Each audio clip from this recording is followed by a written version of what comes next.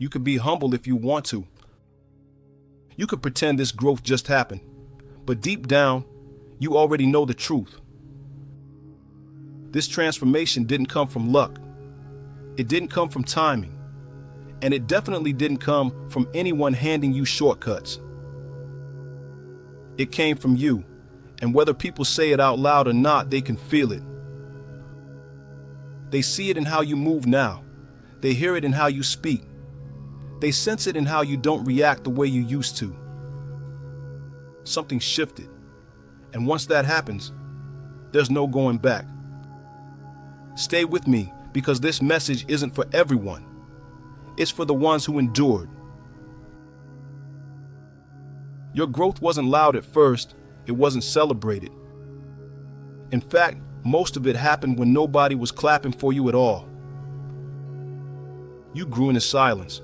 You strengthened yourself in moments where quitting would have made more sense.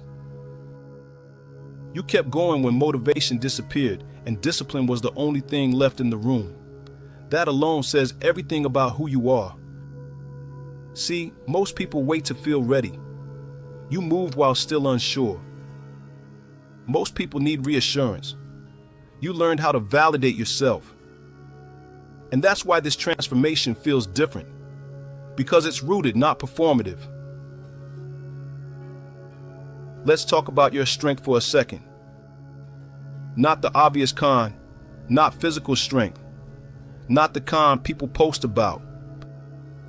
I'm talking about the strength it takes to outgrow versions of yourself that once kept you safe.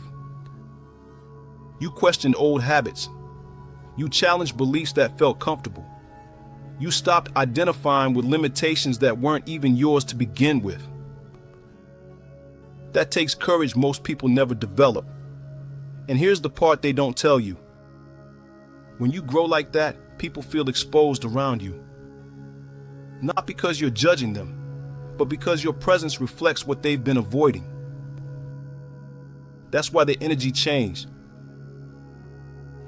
Your transformation wasn't just internal. Your focus sharpened. Your tolerance for nonsense dropped. Your standards quietly rose. You started choosing peace over proving points, progress over popularity, alignment over approval. And that's when things really started to shift. Because the moment you stop negotiating with your potential, life responds differently. You didn't just grow emotionally. You grew mentally. You grew spiritually. You grew in awareness. You learned how to pause instead of react, how to listen instead of explain, how to move with intention instead of impulse. That's not accidental growth. That's earned evolution. And the truth is, this level of growth always comes with a cost. You had to release versions of yourself that were familiar, even when they were comfortable. You had to let go of coping mechanisms that once protected you, but eventually held you back. That kind of change isn't glamorous. It's lonely, disorienting, and deeply personal. But it's also the moment you stop living defensively and start living deliberately. Know that people notice when someone is no longer operating from survival mode. You didn't grow because it was comfortable. You grew because staying the same started to feel heavier than the risk of change. You chose discomfort with intention over comfort with regret, and that choice rewired you. It taught you how to trust yourself in unfamiliar territory, how to move forward without guarantees, how to become someone who doesn't need external confirmation to keep going. That's why your presence feels different now. You're not chasing attention. You're not trying to convince anyone. You're anchored, and when someone is anchored, they don't rush. They don't explain. They don't prove. They move with a quiet certainty that speaks before words ever do. There were moments you felt misunderstood. Moments you felt disconnected. Moments where it felt like you were outgrowing rooms faster than you could replace them. But that wasn't isolation. That was recalibration.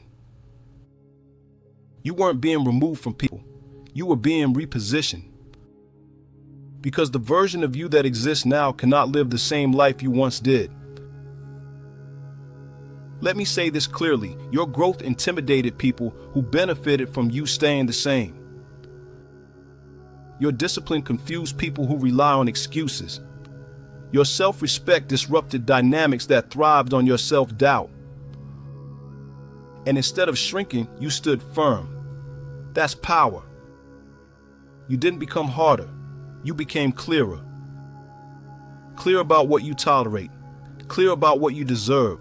Clear about where you're going, even if you don't have every detail mapped out yet.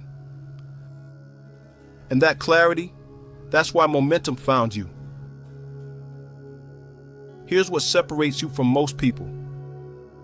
You took responsibility, not for everything, but for yourself. You stopped blaming circumstances. You stopped waiting for permission. You stopped expecting others to change before you did.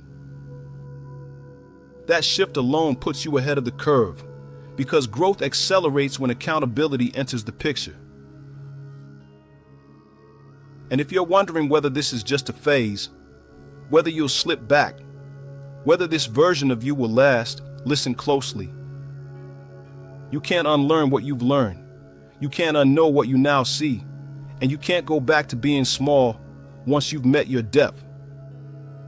This isn't temporary, it's foundational. So if you feel different, good.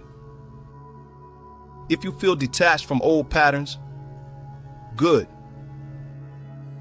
If you feel like you're standing on the edge of something bigger, even without all the answers yet, that's not uncertainty, that's expansion. You didn't come this far to stop now. And the people who recognize your growth, even the ones who never say it out loud, they already know. You're not who you used to be, and you're just getting started. Keep rising.